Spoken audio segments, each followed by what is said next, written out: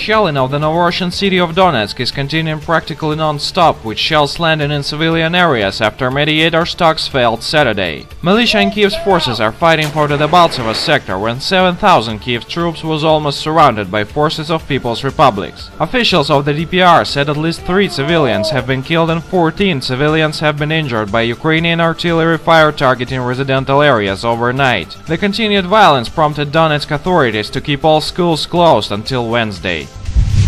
The negotiators of the contact group on Ukrainian reconciliation failed to sign a final document on results of the talks in Minsk. Further, likely Minsk talks was failed. The People's Republics insisted that Ukrainian President Petro Poroshenko gave the order to his troops to stop all hostilities before any document could be signed. They also want to renegotiate the disengagement line that would separate territories controlled by Kiev and the People's Republics to correspond to their latest military advancement. Ukraine insists that the territories it lost over January, including the ruins of Donetsk International Airport, should be surrendered. These terms of agreement are unacceptable for DPR and LPR because it's a capitulation, while People's Self-Defense Forces of Donbass are smashing demoralized Kiev's army in the battlefield. Apparently, Kiev's policy headquartered in Washington doesn't consent in any rational form of talks.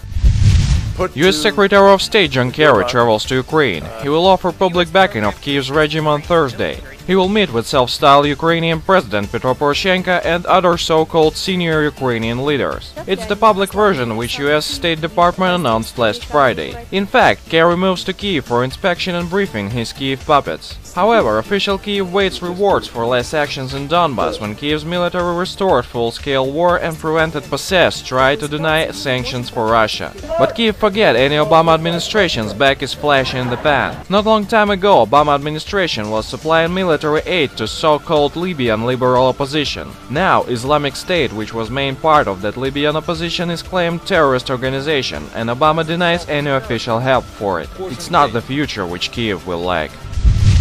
The hopes of Kiev to be a valuable tool of US foreign policy are a bad idea by the one important reason. US never was careful with its tools. Further, Obama's administration doesn't interested in peace in Ukraine. According to the Times, 8 former senior US officials would issue an independent report on Monday urging Washington to send $3 billion in defensive arm and equipment to Ukraine, including anti-armor missiles and reconnaissance drones. Apparently, it's not enough for victory, but it's enough for raising a wave of clashes in the calm areas of frontline. In accordance with this fact, the terms of peace agreement proposed for People's Republics and personality of Kiev's representatives in Minsk who haven't any formal authority in Ukraine, anyone can easily forecast the future of Ukrainian crisis. The escalation. Ukraine is quickly turning from ordinary failed state controlled by foreigners into zone of instability and full-scale war. Like Somalia, but much worse and in the center of Europe. This zone will be used not only for political, economical and maybe military aggression against Russia. Also, this zone would be used against Europe. The EU concerned in US geopolitical game against Russia becomes victim of this game. And it's an expected fact for the European establishment. We thank our information partners for help with spreading this video news. Subscribe to our channel to receive up-to-date information on the situation in Ukraine and current geopolitical events in Europe.